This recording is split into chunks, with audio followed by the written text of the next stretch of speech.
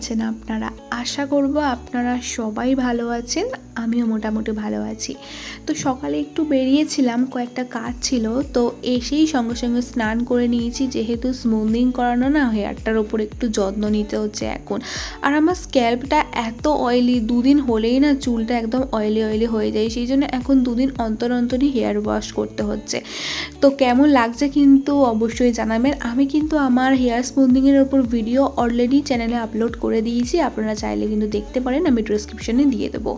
তো আজকে সেই রকম গরম পড়েছিল, যা হোক করে বাইরে থেকে এসেই তাড়াতাড়ি স্নান করে নিয়েছিলাম, কারণ প্রথমে ভাবছিলাম যে স্নান করে বেরোবো, বাট স্নান করে বেরোলে আমাকে এসে আবার গা ধুতে হতো, সেই জন্য আমি স্নান এসেই করলাম।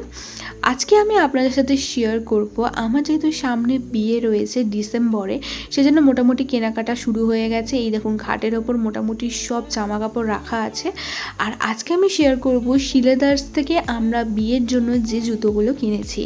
তো বেসিক্যালি আমার বাবার বোন, মার আর মামার এই 5 জনের জুতো কেনা হয়েছে।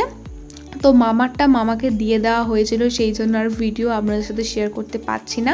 বাট যে 4টি জুতো আমার কাছে রয়েছে, সেটার প্রাইস আর কোয়ালিটি সব কিছুই আজকে আপনাদের সাথে শেয়ার করব। তো চলুন আমার ঘরে যাওয়া যাক, কারণ বড় ঘরে বসে ভিডিও করা যাবে না, কারণ বাবা ভীষণ রেগে যাবে। খাটের উপর একদম জুতো রাখতে দেয় না, দেখলেনি তো নিচে ছিল, নতুন জুতো পরিনি, তাই হচ্ছে বাবা খাটে রাখতে একদমই দেবে না। তো যাই হোক, আমার ঘরে চলে এসেছি, আর চলুন ভিডিওটা স্টার্ট করছি। শিলেদার্স থেকে এটা আমি 3rd টাইম পারচেস করলাম, ভীষণই ভালো, কোয়ালিটিও যেরকম ভালো আর ভীষণ টেকসই।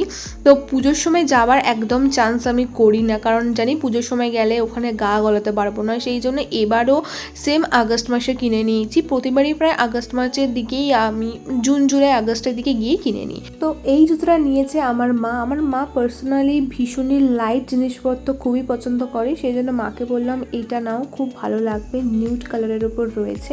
আর আমরা না প্রত্যেকেই মানে 4টি জুতোই দেখবেন নিউডের ওপর রয়েছে, তো ভীষণই ভালো একটা স্টাইলিশ দেখতে। মা বেসিক্যালি হিল খুব একটা পরতে পছন্দ করে না, বাট মা বললো এবারে একটু হিল নিই।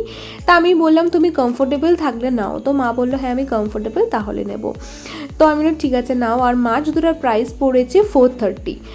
এই জুতোটা নিয়েছে আমার বোনের জুতোটাও কিন্তু বেশ স্টাইলিশ আছে, বিশেষ করে নিচের সোলের দিকে যে কালারটা একদম মুসুর ডাল কালার, লাইট যে মুসুর ডাল কালার ওরকম কালারটা, এই কালারটা দেখে আমার ভীষণ পছন্দ হয়েছিল।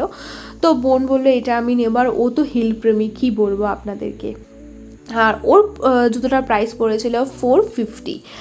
আর এটা হচ্ছে আমার বাবার জুতো, যেটা হয়েছে ভীষণই সুন্দর। আমাদের 3 জনের মধ্যে আমার বাবার জুতোটা সবচেয়ে সুন্দর হয়েছে। আপনাদের কেমন লেগেছে জুতোটা কিন্তু অবশ্যই জানাবেন। এটা কিন্তু নাকরাই। তো বাবা প্রথমে নেবো না করছিল এই কাজগুলোর জন্য, আমি বাবাকে বললাম না নাও, এটা খুব ভালো লাগবে। আর আমার বাবা যে পাঞ্জাবিটা কিনেছে ওটার সাথে একদম ম্যাচ। তো লাস্ট এইটা হচ্ছে আমার জুতো, আমার ওয়েডিং শু। সত্যি বলতে বোনের মতো আমিও ভীষণই হিল জুতো পরতে পছন্দ করি, বাট সব জায়গায় আমি হিল জুতো পরে যাই না। আমার বোন তো সব জায়গায় হিল জুতো পরে যাবে।